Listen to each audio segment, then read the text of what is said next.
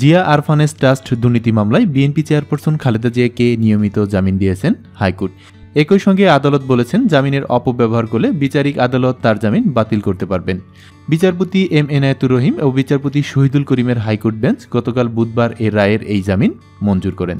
এর আগে কেন খালেদা জিয়াকে নিয়মিত জামিন দেওয়া হবে না তা জানতে চেয়ে রুল জারি করা হয়।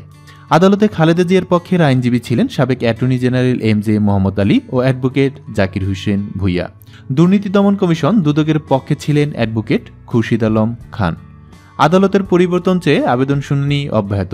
এদিকে মামলাটি ঢাকায় ৫ নম্বর বিশেষ জজ আদালতের বিচারক ডক্টর আখতারুজ্জামানের আদালত থেকে অন্য আদালতে বদলির জন্য খালেদা জিয়ার করা মামলার আবেদনের উপর হাইকোর্ট শুনানি অব্যাহত রয়েছে।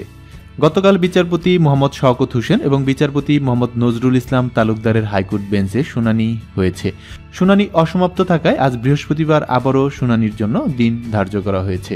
৭ আগস্ট থেকেই এই আবেদনের উপর শুনানি চলছে। আদালতে খালেদা জিয়ার পক্ষের আইনজীবী ছিলেন এম.জে. মোহাম্মদ আলী ও অ্যাডভোকেট জয়নুল আবেদিন। দুদকের পক্ষে ছিলেন অ্যাডভোকেট খুরশিদ আলম খান। এর আগে গত ১৬ মে একই বেঞ্চে মামলাটি ঢাকা মহানগর সিনিয়র বিশেষ জজ কামরুল হোসেন মোল্লার আদালত থেকে একই আদালতে বর্তমানের মামলাটির বিচার চলছে। জিয়া আরফানেজ ট্রাস্টে ২,১০,৭১,৬৪৩ টাকা আত্মসাতের অভিযোগে দুদক রমনা মডেল থানায় ২০০৮ সালের ৩ জুলাই মামলা করেন। মামলায় খালেদা জিয়া ও তার ২ ছেলে তারেক রহমান ও আরাফাত রহমান কুকু সহ ৭ জনকে আসামি করা হয়।